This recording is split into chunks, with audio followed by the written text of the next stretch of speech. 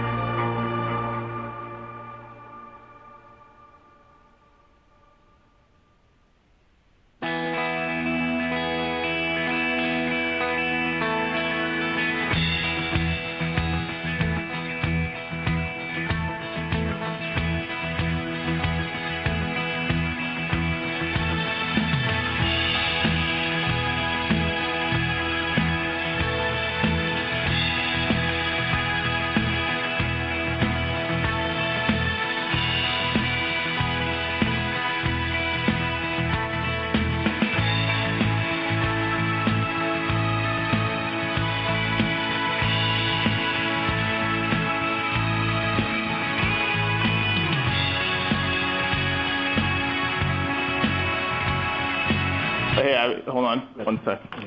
Is this my page? Go ahead. Okay, go ahead.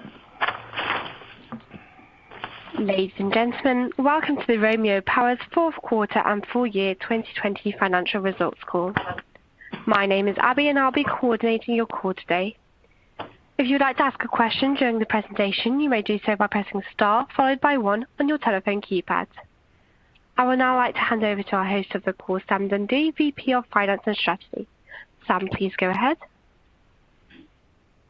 Thank you, Abby, and good afternoon, everyone, and thank you for joining us today for Romeo Power's inaugural earnings call. Apologies, we had a few technical difficulties, and our earnings release should be coming out shortly. It will be posted on our website, romeopower.com, and on the Investor Relations homepage. Before we begin the substance of today's call, I want to remind everybody that the conference call will contain forward-looking statements, including our expectations of future results, sales, cost of inputs, market dynamics, etc. Our actual results may differ materially from those projected in these forward-looking statements. Additional information concerning factors that could cause these results to differ materially from those forward-looking statements are contained in our press release that will go out shortly after this call, as well as in the disclosures to our public filings with the SEC. Today's call will also include a discussion of non-GAAP financial measures, as that term is defined in Regulation G. Non-GAAP financial measures should not be considered in isolation from or as a substitute for financial information presented in compliance with GAAP. Accordingly, at the end of today's press release, we have provided a reconciliation of these non-GAAP financial measures to the company's financial results prepared in accordance with GAAP. With that, I'm happy to turn the call over to Lionel Selwood Jr., Romeo Power's President and CEO. Thank you, Sam, and good afternoon to all. With me today is Lauren Webb, our Chief Financial Officer. We hope you have had a chance to review our earnings release, which will be released in a few minutes. As most of you are undoubtedly aware, currently the worldwide market for battery cells is experiencing a significant shortage of certain high-quality performance cells. That shortage has affected our ability to source adequate supplies of key battery cells critical to our specialized, high-density battery solutions. As a result, we are making material updates to our production and revenue outlook for 2021. However, I want to emphasize that we see this cell shortage as temporary and are confident it will not affect our intermediate and longer-term opportunities. As reported by our cell suppliers, the current widespread cell shortage within the EV sector is driven primarily by accelerated demand as more EV companies have secured capital in the last 12 months and was exacerbated by supply chain and logistics disruptions caused by the pandemic. While we saw accelerating demand for cells, the severity of quality cells shortage was unexpected, as has increased dramatically over the course of the last several weeks. No one is more frustrated than the Romeo Power team about the delay in bringing our solutions to market caused by the global cell supply constraints, particularly now that we have the capital secured to execute our transition from an early-stage innovator to a commercial enterprise with significant capital inflows. I want to emphasize again that the cell shortage we are facing in 2021 is not expected to have a material impact on our committed backlog. However, the impact to our ability to generate revenue in 2021 is significant. Considering our expected cell supply for the remainder of 2021 will not be confirmed before Q2, we are conservatively projecting materially lower revenue than originally expected. Lauren will discuss this in more detail. However, we are working rigorously to secure the long-term cell supply contracts needed to deliver our solutions in a timely fashion. To that end, we're pursuing 3 pathways to improve our access to cells. 1, we're negotiating long-term agreements with our preferred partners to secure allocation through 2028, and we expect to have an update over the course of Q2. 2, as you know, Romeo Power has a rigorous cell qualification process rooted in safety and reliability, and we are pursuing qualification of alternative, high-quality battery cell providers. We are focusing substantial efforts to qualify new suppliers in 2021. 3, we're also evaluating strategic partnerships and seeking to make investments to drive innovation at the battery cell level. Our Memorandum of Understanding with Acelex is a great example of this. We will keep you posted on progress in this key aspect of the business. It is very important to note that the demand for our leading-edge battery technology solutions has not changed and is in fact growing. Let me go over a few business highlights throughout Q1. We launched the Heritage Environmental Fleet Electrification Program in collaboration with Heritage Environmental Services. Romeo Power will play a critical role in the electrification of 500 battery electric vehicles in Heritage's fleet between 2022 and 2025. Romeo Power and Heritage have selected participants for the fleet electrification program, and we'll be announcing those participants soon. Finally, also as previously announced, we have formed a strategic alliance with Republic Services to collaborate on the development of Romeo Power's battery technology for use in Republic's electric refuse trucks, including a retrofit program to be completed in 2021. We're excited by the early success of the Heritage Fleet Electrification Program and hope to replicate this success with Republic in the future. Our merger with RMG Acquisition Corp., which we completed in December 2020, added $336 million to our balance sheet, leaving Romeo well-positioned to manage through virtually any macro environment.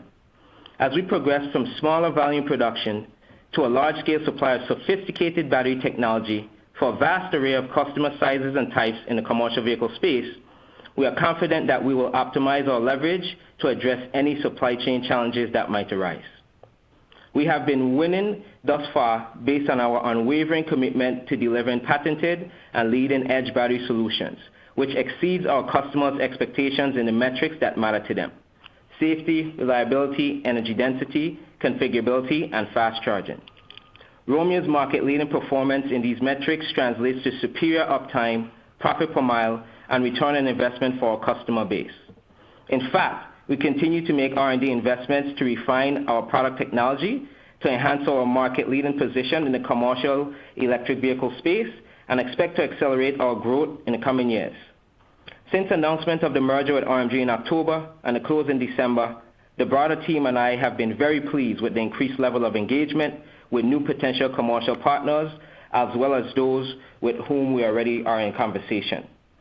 The work we did over the last 4 years to build a strong foundation, including trusted relationships with customers and suppliers alike, to develop the industry's best technology, commercialize and deliver committed orders to plant and grow our seeds, is paying dividends. In 2021, the team and I are committed to executing our current strategy to continue diversifying our contract orders and our backlog, to expand our partnerships with established operators to electrify their fleets, which is showing promising early results, and to continue working hard to reach signed agreements with an array of new partners. This includes new entrants, companies in adjacent sectors, and those with established product catalogs. I would now like to turn the call over to Lauren Webb, our CFO, to discuss our fourth quarter and full year 2020 results in greater detail. Thank you, Lionel, and hello, everyone.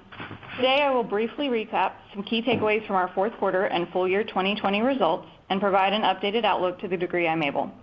With limited visibility on cell supply and pricing, we're challenged to give specific guidance for 2021. As the picture clarifies, we will update our outlook. In the fourth quarter and during the full year 2020, we generated revenue of $4.6 million and $8.9 million, respectively, largely reflecting several prototype contracts. We reported a net loss of $19.1 million and $41.8 million, respectively. This included notable one-time items as follows: $3.6 million in stock-based compensation and $3.9 million in forgiveness of a stockholder note receivable. We reported full year 2020 CapEx and free cash flow, defined as cash flow from operations less CapEx, of $1.3 million and negative $31.2 million, respectively. Our common shares outstanding as of December 31st, 2020 were 126.9 million. This excludes the impact of both the public and private warrants as part of the RMG transaction. On February 16th, we stated that we would redeem all outstanding public warrants to purchase shares of Romeo Power stock. The redemption window closes at 5 p.m. Eastern Time on April 5th. Assuming all warrant holders exercise their warrants, the impact of warrant redemption would be an increase in our shares outstanding of about 7.7 million shares and would result in just over $88 million in cash to Romeo Power's balance sheet, the impact of which will be fully recognized on our balance sheet on the quarter ending June 30th, 2021. Through today, we've received 1.8 million warrants have been exercised for approximately $21.4 million in cash. There is uncertainty regarding the accounting treatment for public and private warrants issued in connection with SPAC IPOs, and in determining whether the warrants should be accounted for as equity or liability. As is common with many other de-SPACed companies, we currently treat our warrants as equity in the presentation of our financials. However, we're working closely with our auditors to ensure this treatment will continue to be acceptable before filing our 10-K, rather than file using an approach that could be rejected upon final determination by the SEC. As a result, the numbers presented here are currently preliminary and unaudited. If the warrants were to be treated as a liability, there would be no impact to adjusted EBITDA. We will file our 10-K within the period of time allowed for a filing extension in order to be certain our accounting treatment will stand as filed. If ultimately the required accounting treatment is deemed to be as liability, the impacts to our financials will be non-cash. The changes would be as follows: a long-term liability for fair value of the public and private placement warrants as of December 31st, 2020, for approximately $114 million to $138 million, $25 to $35 million of gain on the change in the fair value of the public and private placement warrants between December 29th, 2020 and December 31st, 2020. Our updated loss per share will range from 22 cents to 10 cents. Turning now to our outlook for 2021. As previously discussed, we had expected to start generating more material revenues in 2021. However, as you all know, the global electric vehicle industry has gone through massive acceleration in the last 12 months. The demand for raw materials and high-quality cells has outpaced supply faster than anticipated. We are not the only company facing this issue, and we note that other major industry players have expressed similar concerns with high-quality cell supply and allocation. This issue is one we are working tirelessly to overcome. To secure necessary cell allocation for FY22 and beyond, Romeo Power has taken the following steps in Q1 21 to lay the groundwork for more access and more control of the downstream supply chain. We are negotiating long-term agreements with existing cell suppliers. We have developed a new relationship with novel cell chemistry maker eCellix, and we are aggressively working to qualify high-performance cells from alternative suppliers for commercial vehicle applications. While cell constraints will be a prominent theme for the EV industry in FY21, we believe this slower year of production will allow Romeo Power to build upon our foundation for operational and manufacturing excellence to execute our business plan in FY22 and beyond. These foundational efforts include improvements and modifications to our capital expenditures and production capacity plan to enable 3 gigawatt-hours of capacity for FY23, later hiring of additional production headcount to ensure we have a strong and cost-effective manufacturing labor force, and the implementation of more robust enterprise resource planning tools to enable Romeo Power to become more data-driven and more interconnected throughout all areas of the organization. We could not be more excited about the long-term prospects of our business. We're more confident than ever in our long-term pathway to success, and we know we can end FY21 in a stronger position with smart and prudent capital outlays, the right hires, and confirmed access to cell supply for future years. I want to reiterate, the unexpected limitation on cell availability has not in any way impacted customer interest in our battery technology, nor has it impacted our confidence to meet or exceed revenue expectations in the long term. Our customers continue to see Romeo Power as their trusted electrification advisor and are looking to Romeo to help them navigate these challenging times. Recognizing the cell constraint for the short term, we now expect revenue to be between $18 and $40 million. As discussed earlier, we are well positioned to emerge from FY21 prepared for a robust FY22 and beyond, and are confident in our ability to capitalize on supply stabilization to accelerate our revenue plan and partially capture the shortfall in expected FY21 revenue in future years. Turning to costs, given our current expectations regarding supply, we expect R&D specific operating expenses to be in the range of $28 to $30 million and capital expenditures to be $40 to $45 million, of which approximately $35 million is directly attributable to production expansion and tooling necessary to reach our cost down goals.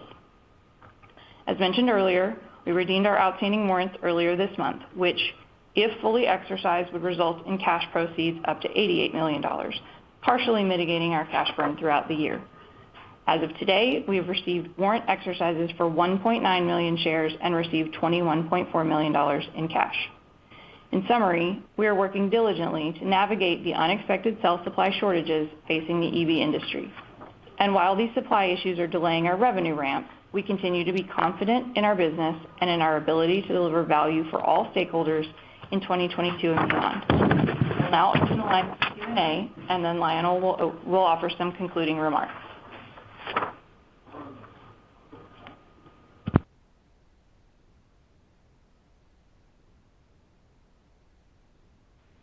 Ladies and gentlemen, if you'd like to ask a question, please press star followed by 1 on your telephone keypad now. If you change your mind, please press star followed by 2. And if you'd like to make sure your line is unmuted locally before asking your question. Our first question comes from Greg Lewis from BTIG. Greg, your line is now open. Yeah, hi, thank you, and good afternoon, everybody, and thanks for the updated guidance. Could you provide a little more details around the change in the 2021 revenue guidance, i.e., was that primarily related to a customer, 1 or 2 customers, or it seems, I imagine it wasn't just one thing, but any kind of color around that I think would be super helpful. Sure, Greg. Thank you for the question. The change there is based on our visibility into cells that we have secured through the end of the year, and so that number is slightly fluid based on ongoing negotiations to secure additional cells throughout the year. So it's not related to a change with any one particular customer. Okay, and then so as we think about this, realizing it's still early days, in the formulation of your company, at a certain point, should we be thinking about, how should we think about the company positioning itself to potentially source cells? I mean, should we expect you to kind of broaden out your supply chain, this year, or I mean, how should we be thinking about that as we look out to the higher growth years, which will arguably be in 22, 23, and 24? Hi, Greg. So first of all, thank you so much for joining. Nice to hear your voice again. So like we laid out in the opening remarks, we have a three-pronged strategy. So first and foremost, as Lauren touched on, this was related to cells, visibility into not only cells, but the quality cells, as you know. We have a rigorous process, and we will not sacrifice safety, reliability, just to drive volume, if you will. So the three-pronged strategy is first and foremost, when negotiations for long-term agreements to lock down allocation from 21 through 28, so long-term agreements with our primary preferred partners. The second pillar is exactly like I touched upon. There are suppliers that are being put through our qualification process, but as I said in the beginning, they're not ready for prime time as yet. So we are dedicating resources to getting them ready and making sure that they qualify through our process. And the third pillar is exactly what you touched on, right? We have been vocal with the fact that we will continue expanding and going deeper into the battery value chain, whether it's with novel anode materials or the best cathodes or separators, etc., to ensure that we continue pushing innovation in that regard. Okay, so it's locked down long term, which we have high confidence in doing via long-term agreements, qualifying tier 2 battery suppliers, if you will, and then continue to push innovation down at the battery cell level. Okay, great. And then just as we think about some of what the new administration is talking about in terms of Buy America. I mean, clearly that seems like it should be a key differentiator for Romeo. At this stage, are you guys compliant with Buy America? Is there diligence that the company needs? Is there any processes, or we stand today we're ready to start selling into any Buy America orders that might pop up here as 2021 plays out? Ready to go, Greg. Fully compliant, as you know, proudly designed, validated, and produced in America, and we are ready and compliant.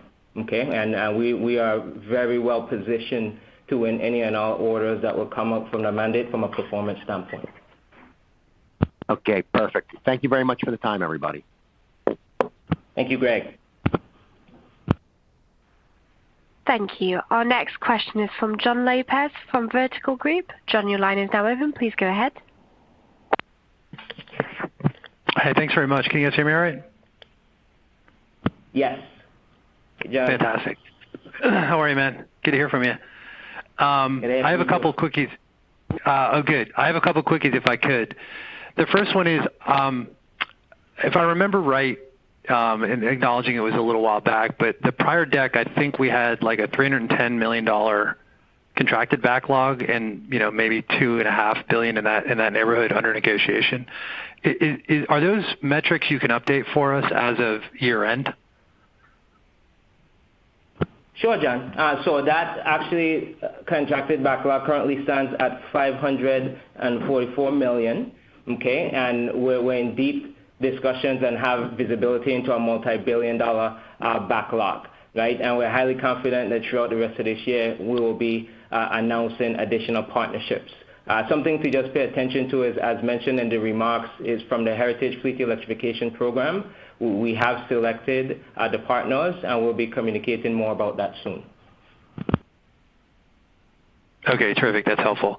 My second one, Lauren, I think relative to the initial thought for R&D this year, despite things being a little tighter on the supply side, I think you're actually spending a bit more on R&D than maybe had been laid out prior. I'm wondering if I'm remembering that right, A, and then B, if that's right, is the delta there largely attributable to like qualification costs for like new cells or for new cell vendors? Is that the way to think about those metrics?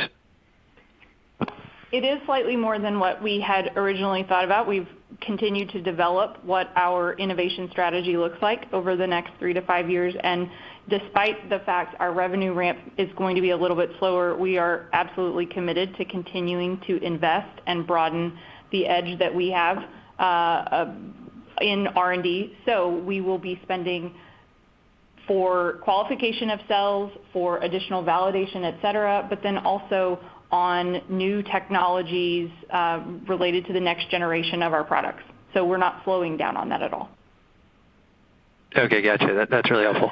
And then the last one, Lauren, if I think about the sort of capacity and the production side, one other clarification. I think you said 3 gigawatts or 3 gigawatt hours, excuse me, by 2023. I think that's kind of unchanged. In other words, I thought the plan was like a gigawatt hour per year.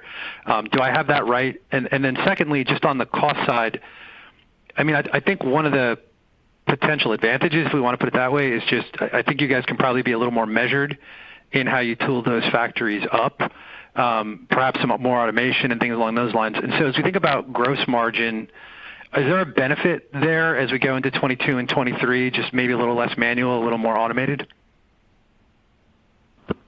That's exactly right, John. So we are expecting to be in approximately the same place from a revenue standpoint by 2023, and definitely in the same place from a capacity standpoint. We just get to move ourselves to that place more efficiently. So we will see economies of scale with our CapEx providers as we design and purchase certain things together. And then we'll be able to be more efficient with our hiring plan, make sure that we bring people on as we have more automation in place. So there will be a positive impact to our gross margin the way we've projected this with the slower ramp. All right, that's helpful. I'll duck out. Thank you very much. Thanks, John. We now have a question from Stephen Fox from Fox Advisors. Stephen, please go ahead. Thanks. Good afternoon, everyone.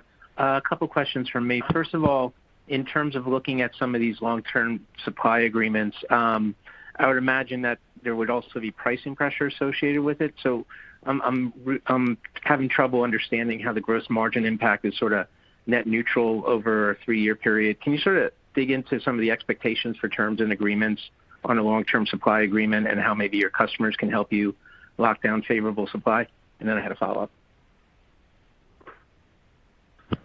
So hey, Stephen, first of all, good afternoon, and thank you for joining. Just from the long-term agreement standpoint, as I've communicated prior, 2 pillars. One, ensuring allocation of quality supply long-term. Okay, so we want to ensure, again, that we have the highest quality, and the second pillar would be the continuous innovation. So those are the 2 pillars from a term standpoint, maybe some co-investments from a line expansion and capacity standpoint. Again, just locking down that from 21 through 2028, which we're in active discussions with. So that's how the structure that we're looking at from the preferred partner standpoint. And of course, from a pricing standpoint, I won't go into the direct contracts now, but of course there'll be some near-term pressures on the pricing, but there will eventually be a catch-up clause to get in line with expectations over the course of the long-term agreement. Thanks for that. And then just as a follow-up, can you talk about, maybe put in perspective, you talk about high-quality cells and how things have changed. Can you give us a better sense for maybe the relative challenges of sourcing the types of cells you are looking for, and how quickly you can sort of get back on track with getting the supply chain back to where you think it should be? And then just one clarification, Lauren. Did you say that you expect the warrants to cover the cash burn for the full calendar year 2021? Thanks. I'll cover the cash burn question first and then turn to Lionel about the cells. So no, the $88 million, if all warrants were exercised, would not cover the full cash burn for the year, but that would offset the cash burn there. And we're not saying that all warrants will be, but that $88 million would be for the full number if they were exercised. We're not at this point giving what our expectation is on the cash burn until we have some of these long-term agreements locked down, because there is some fluctuation in what those expectations will be until that's done. Yeah, and then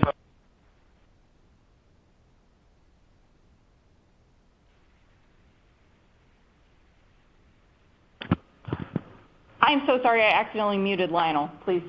Oh, sorry. I apologize, Stephen. So from the cell standpoint, from our qualification process, we not only look at open-end metrics such as open socket voltage, ensuring that the battery cells are performing in line with the data sheet, if you will, but we care about weldability from a manufacturability standpoint in our process, fast charge capability, and quite frankly, the ability for the cell to perform over the medium long term, because as you know, in the CV space, our customers require long-term performance. So as we said in the opening remarks, we expect an update on Q2. So that is still in line with expectations from a long-term agreement standpoint. So from there, we'll be able to signal more in terms of the definitive details in our LTA. And then in the second question, again, we've been developing the Tier 2 suppliers for a while, as you know. So we anticipate driving. We've down selected to an additional 2 preferred, if you will, and we'll continue driving development of them throughout 2021. Great. Thank you for the color. We have a question now from Adam Jonas from Morgan Stanley. Adam, please go ahead. Hey, Lionel. Hey, everybody. Hey, Adam. I want to go to the cell supply sequence. Can you take us through, I believe in your prepared remarks, you said it was in the last few weeks. Maybe did I hear 3 or 4 weeks? I just kind of want to hear how that went down when you first realized there was a serious problem with supply that, cut the revenue. Because part of the story I thought was, you have 4 suppliers, 4 main cell suppliers after you whittle down through your selection process from you get to hundreds and then 10 to 4. And part of the investment thesis on this was that because you had spread out these relationships across the 4 of the best cell suppliers in the world, that we could have really managed the risk or at least had visibility on something like this. So I'm curious, when did it first come up, and was it all 4 cell suppliers at the same time, or is there kind of a disproportionate dependency on 1 or 2 of them? That's the first question. Hey, Adam. Thanks again for joining. So just quick clarification, 4 part numbers, not 4 different cell suppliers. So our preferred cell suppliers that we put in the forecast are LG and Samsung. Okay, so I just want to clarify from 4 not 4 suppliers. Pardon me. Yes. Okay. Correct. Mm-hmm. 4 so were they simultaneous? Did Samsung and LG both really well capitalized? Probably the top of the pile in terms of quality. I think really we'd agree. Was it a simultaneous thing? Was it? And how did it go down? When did? Would have thought you had some better visibility than a few weeks on that. Yeah. So Adam, just from a kind of dual fashion, quite frankly, as you know, with these 2 suppliers, the biggest thing is high quality. Okay. So from a high quality standpoint, that's the number 1 metric. And historically, you could have lead times of 12 to 15 weeks. Okay. And lead times are continuously being pushed out. Okay. So as we were in discussions with our partners, just allocation decisions, as we say, will be given in April. As you know, they're expanding the capacity and they're struggling. Some may be refocusing with the pandemic issues, etc. So I want to be clear, as typically it's 12 to 15 weeks lead time for our high quality battery cells to come in the door, and lead times have been pushed out, and Q2 allocation specifically for 2021 will be given in April. But again, Adam, before your second question, we are working from a long-term agreement standpoint to ensure that we lock down allocation from now till 2028. Okay. Because again, one of the natural questions is if it happens so early, right, on this is your very first conference call as a publicly traded company, but a lot of folks are going to wonder how do we ensure that this doesn't happen again? But I think that to your point, you're trying to that's your challenge and your opportunity with these pathways. On the question, my follow-up is on cash flow. Wait, Adam, sorry. Yeah, please. Sorry, can I? Sorry to interrupt you. Let me just be clear. So with your comments that you're saying, I just want to be clear. How can you ensure it happens again? So 1, I said, and I reiterate, highly confident in our visibility, and that we'll be announcing additional deals throughout 2021. Like I said, when I talk about how do you ensure we happen again, we're well capitalized, and we have the balance sheet to support long-term agreements with our preferred partners, which can include line investments as well as co-investments for facilities. As you know, I know you're an expert in this. You know how these deals are structured. So now that we went public, we're able to be capitalized to do these types of deals. So we're highly confident in our outlook from a pipeline standpoint, and also we're well capitalized to execute upon their plans. So the fact that we are in discussions for LTAs throughout 2028 shows you the vigor and confidence we have in our outlook, as well as the capital allocation necessary to lock these down long term. So we'll no longer be spot buying, which is what we're talking about. It will be a structured long-term agreement from 2021 through 2028.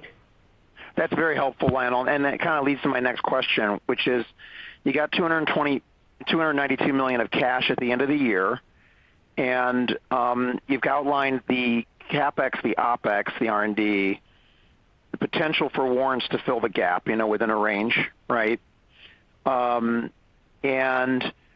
And then you say that there's cash burn on top of that you're not gonna that you want to wait until there's clarity before you give more visibility on a full year cash flow, because that is kind of from a shorter term perspective. That is probably the number one thing is the burn rate versus what you have in the tank this year, right? And so I guess my question is, what is the nature of the cash usage, the calls on cash beyond OpEx and CapEx? Is it? I'm not asking for the amount because we don't know that. You don't know that. But is it related to capital that you might need to set aside or have to spend upfront or commit in order to secure those long-term contracts? Is there some other? What are or some other draw on cash? And I'd love to know the order of magnitude. I'm not expecting we're going to get that on this call tonight, but just if you can't give us the order of magnitude of what other calls on cash there could be this year, if you could tell us what the character and nature of them are, that would be very helpful. And that's all I have. Thanks.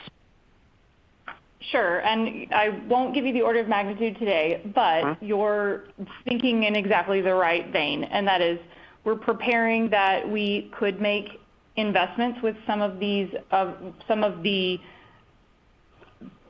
expected long-term cell suppliers. We also are willing to make investments potentially with new cell suppliers so that there is not such a small group that we would all be supplied by in the future.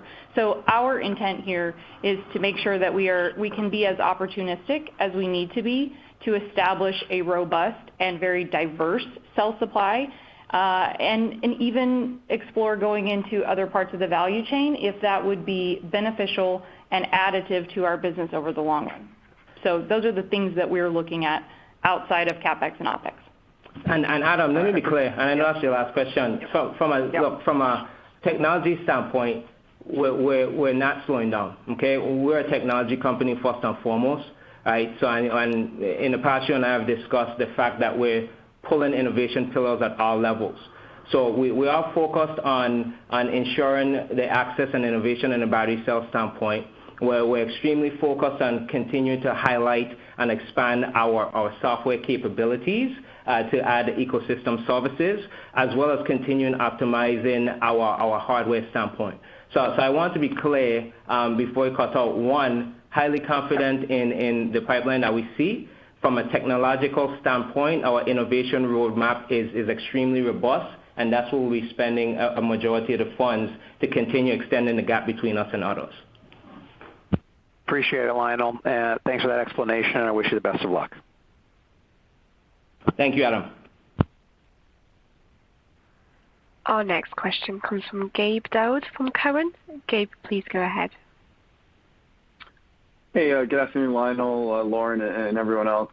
Thanks for all the color so far. I guess was hoping to maybe just start, Lionel, on the $2.2 billion in contracts that are in advanced negotiations, as you've mentioned. Could you maybe just remind us the customer makeup of that $2.2 billion relative to the customer makeup of the contracted backlog of $544 million?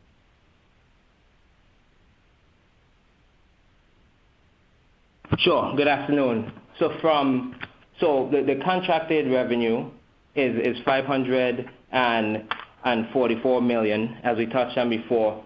In terms of makeup, our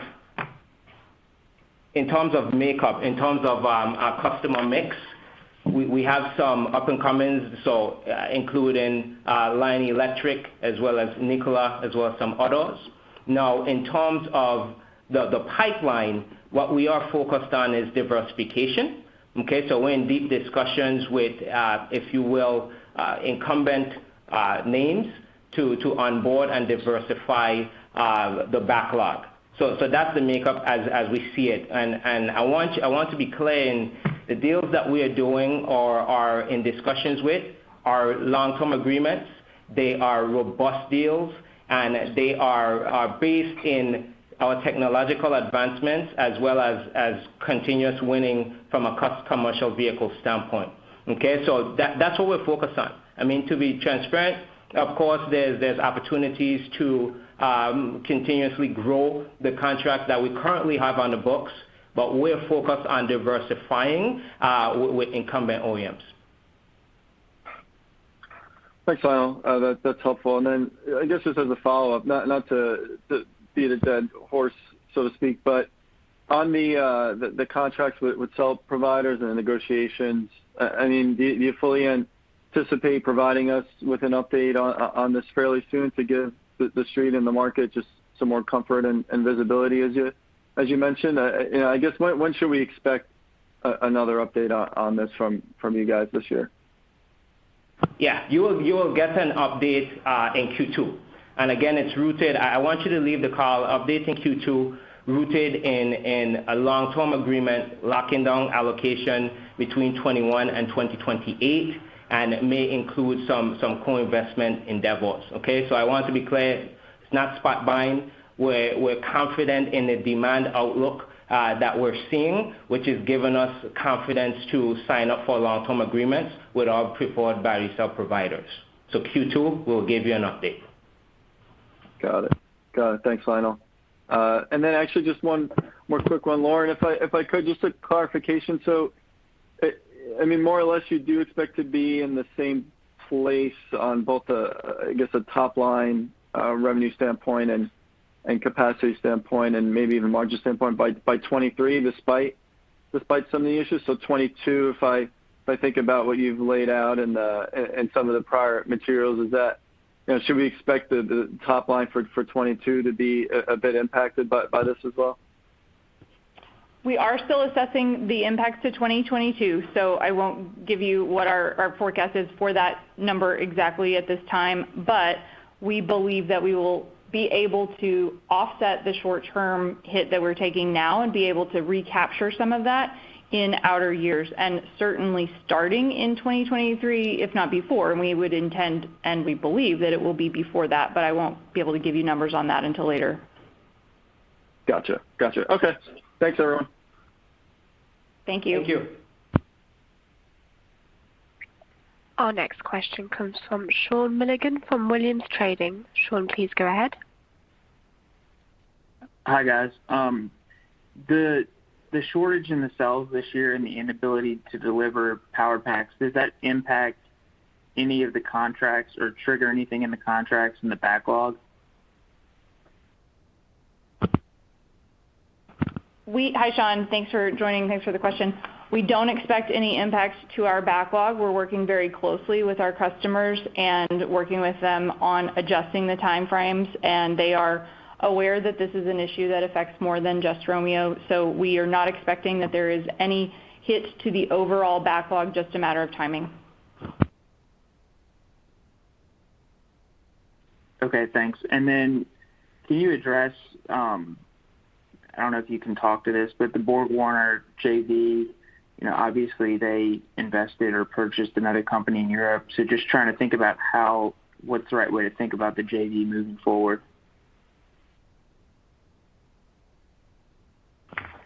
There's no change to the JV that we have with BorgWarner at this time. We continue to pursue business together in the European and Asian markets at this time. That's our core focus today, and there are no changes.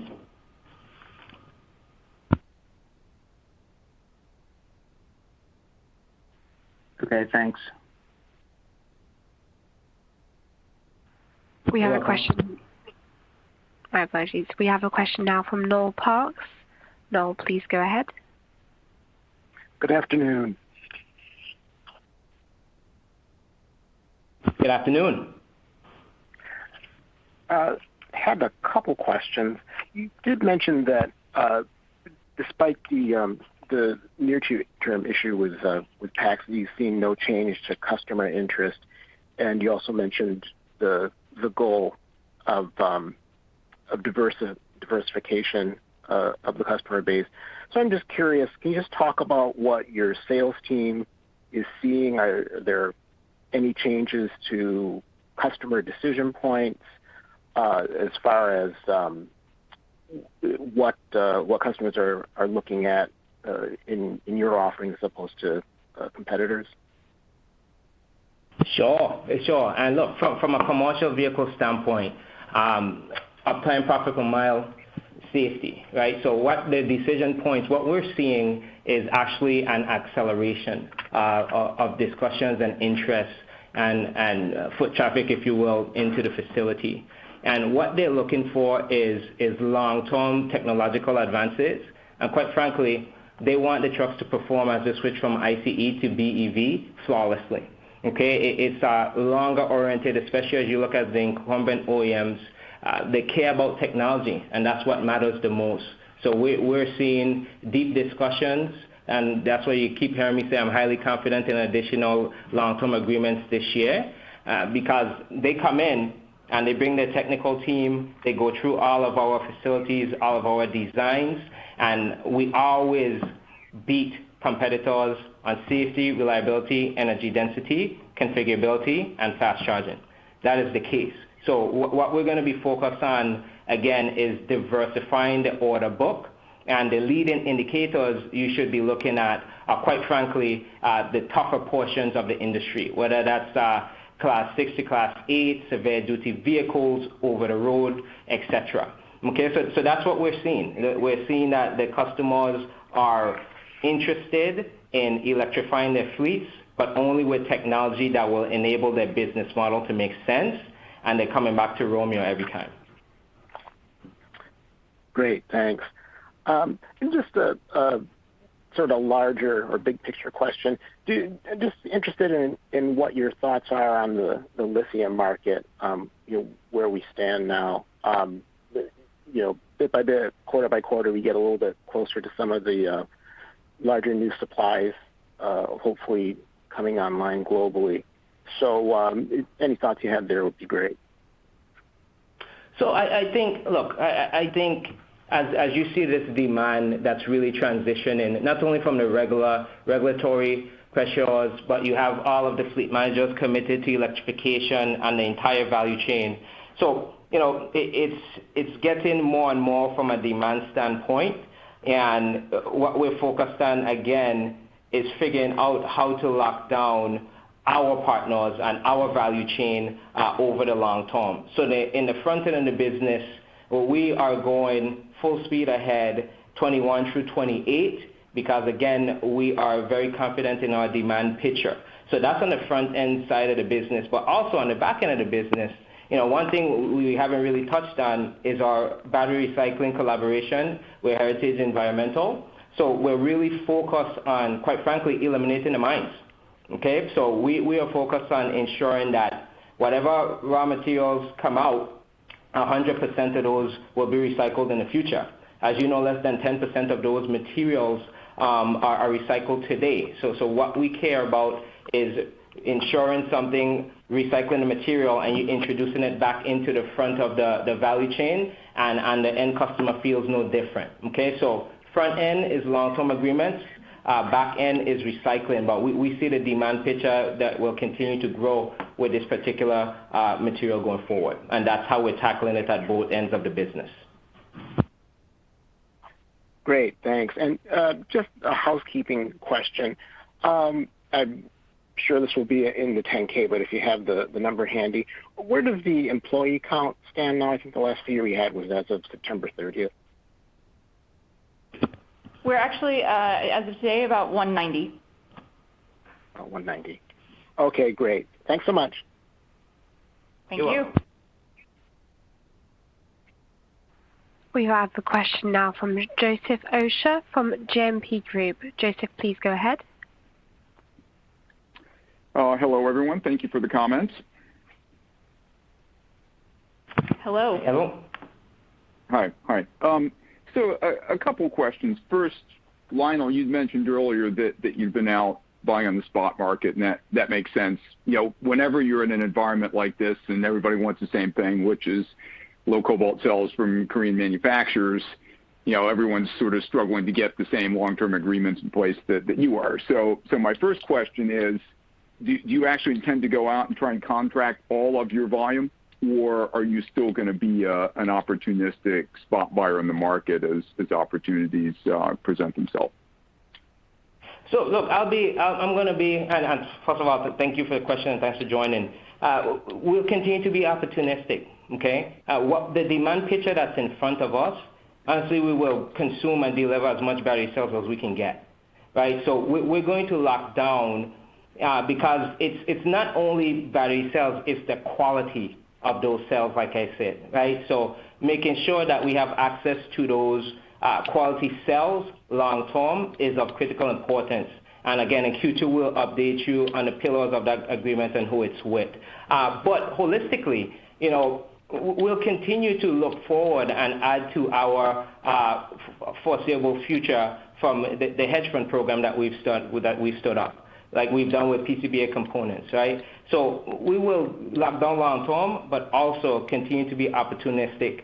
And to be honest, the opportunistic portion is really to bolster the Tier 2 program, if you will. And our Tier 2 program, again, are the battery cell suppliers that are not ready for prime time, and we will actively go out and just try storm them, right? So the Tier 2s are already in our facility, but there may be a Tier 2 or Tier 3 that's promising, and we just want to grab it and start testing early. So I don't want to close any window. I'm going to go out and contract my demand that we're seeing, that we're highly confident we'll be announcing, and then I'll continue to keep that spot buy door open as well.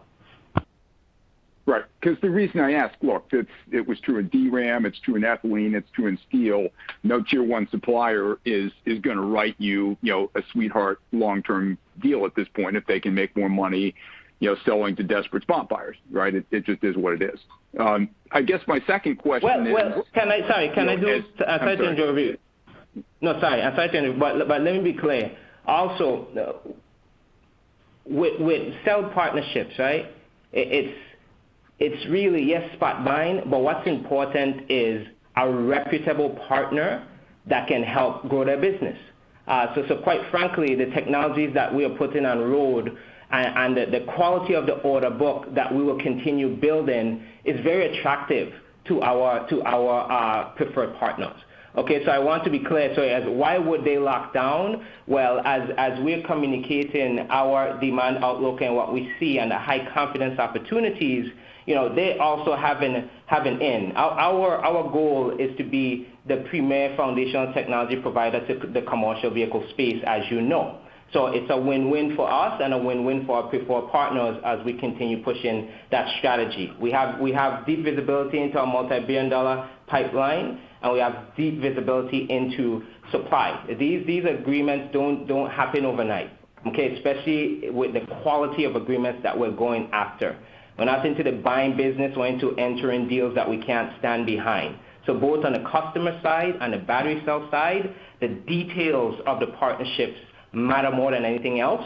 And we have high confidence that we'll be putting quality deals throughout our time growing the business. Okay, that point is well taken. Thank you. And then my second question is, obviously you design to specific RFPs and so forth, but as this continues, do you all talk internally about saying, hey, maybe we should do an LFP product, or hey, I don't know offhand if you guys are building on 2270s or 18650s. Hey, we'll take some 18650s and build that product if we can't get 2270s. Is there any sort of flexibility in terms of what your product profile looks like that you can exploit? Sure. So we're agnostic. We can do any of it. So that's why if you notice, we keep saying quality cells. We can do any of it. But again, the main thing I've been saying from the commercial vehicle space is I want a truck. If a customer has a truck that needs to go 250 to 300 miles while he or she is ICE, that truck has to go the same or better as he or she switches to BEV. So we can do anything, but what we pride ourselves on is ensuring that we match not only the overall solution, but especially the battery cell solution to ensure that our customer will be winning. Okay, so LFP or all of these others, that's fine. We are cell agnostic. That's just a drop-in update, and that's fine. But what is not fine, if our promise of 300 plus miles currently now is half to 150. That will not fly, and I will not allow Romeo Power to be an also-ran technology company. So that's the decision matrix that we go through as we are deciding upon which battery cell to utilize in our solutions. Okay, thank you. And then my last question, simple one. Obviously, the companies that are hanging out there that everybody knows about are CATL and Chinese, right? Is it viable for you in this political environment and so forth to have a Chinese cell supplier? And can you comment on that? Well, from like I said, we're staying open. Again, what we're looking for is the highest quality cells, especially in the commercial vehicle space. This is extremely critical. This is why we've communicated that our preferred partners within our presentation are LG and Samsung. I keep telling the street or keep telling my partners, battery cells are not created equal. They are not. Okay, so if there is a technological winner, we'll stay open. We'll lock that down. And like I said, we'll continue pushing and developing tier 2 players, but also we're making investments deeper in the value chain to ensure that we're driving down there. Okay, so I want to stay out of the political landscape, but what I want to say is what drives our decisions are safety, reliability, and quality. And as of right now, our preferred partners are LG and Samsung. Thank you for your answers. You're welcome, and thank you for your questions. We have a follow-up from Sean Milligan from Williams Trading. Sean, please go ahead. Hi. Just to follow up, can you talk about if you are to co-invest in a cell manufacturing line, kind of the lead time for that production to come online? I can't comment on the specifics of that until we give you the updates in Q2. But again, let me tell you the elements. The elements is locking down from 21 through 28, okay, and working with our partners to understand the timing, the allocation, as well as other details that we will be updating you on in Q2. Okay, thank you. You're welcome. Thank you for the follow-up. So I can confirm we don't have any further questions. So if I hand back over to the management team for any closing remarks. Thank you all for your time and attention today. Let me wrap up by saying that in spite of certain market challenges to secure cells that are facing the entire EV sector, this is an exciting time at Romeo Power. We're an emerging company, ready to scale, and seeing encouraging market reaction to our solutions thus far. Our committed backlog and associated future visibility to future backlog growth validates that our technology is superior. Our business plan is solid. We're well capitalized and will continue to invest in new technologies and leading EV innovations to stay ahead of the curve. Our homegrown suite of battery modules continues to exceed customer demand for expected range, charge capability, and safety. As we continue our journey now as a public company, we are eager to continue expanding our competitive moat, adding new customers to our roster, and re-accelerating our growth path once cell supply normalizes. Before I conclude, I would like to thank our 193 team members for your hard work and commitment to ensuring Romeo Power's success. There is no one more proud of you all than myself and the executive management team. We have what it takes to face challenges, but all of us at Romeo Power are confident in our future and the exciting prospects ahead. Thank you. We look forward to future discussions with you, including at the Bank of America ATO Summit tomorrow. Ladies and gentlemen, this concludes today's call. Thank you for joining. You may now disconnect your lines.